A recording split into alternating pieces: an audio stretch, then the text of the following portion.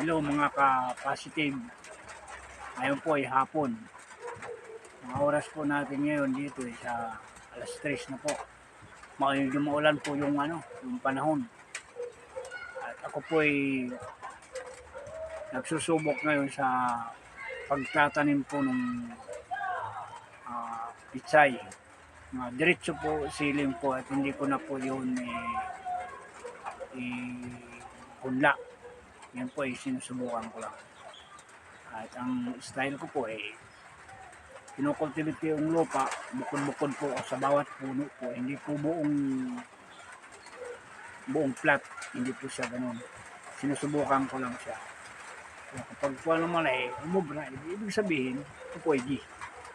Wala namang mawawala sa pagsubok ng mga ka-positive kong farmers. No. Ako po ay nagtatanim po ako ay baka sakali nga medyo baka pagbinta naman po kasi ang gusto ko nga talagang marami-rami po ang maitatanim ko. Ako po ay baguhan lang po sa pagtatanim, hindi po ako buong buhay ko po hindi po talaga ako laki sa pagtatanim. Ngunit nung maliliit pa kami talagang nagtatanim yung lula ko, pero hindi ko po masyado alam tungkol sa pagtatanim.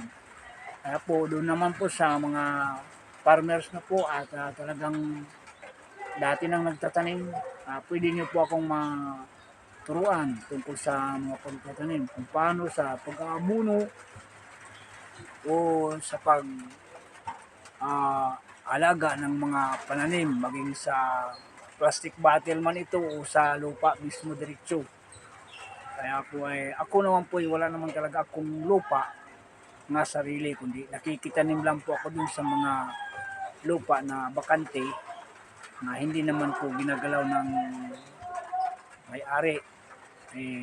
Nakikitanim lang po ako. Yun lang mo, para po naman kahit papaano meron po akong malibangan. Dahil sa edad ko hindi na po ako tanggapin sa mga trabaho at bukod pa may sakit ako, kaya wala na po akong choice kundi yung pagbubungkal na lang po ng lupa sa maliitan lang po at hindi naman po malakihan.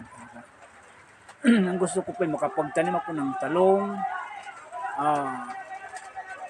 at saka iba pang mga pananim katulad ng pitsay o kalabasa, ganyan. Gusto ko magkaroon ng mga ganun. Kaya nga po ay sinisikap ko nga yung ibili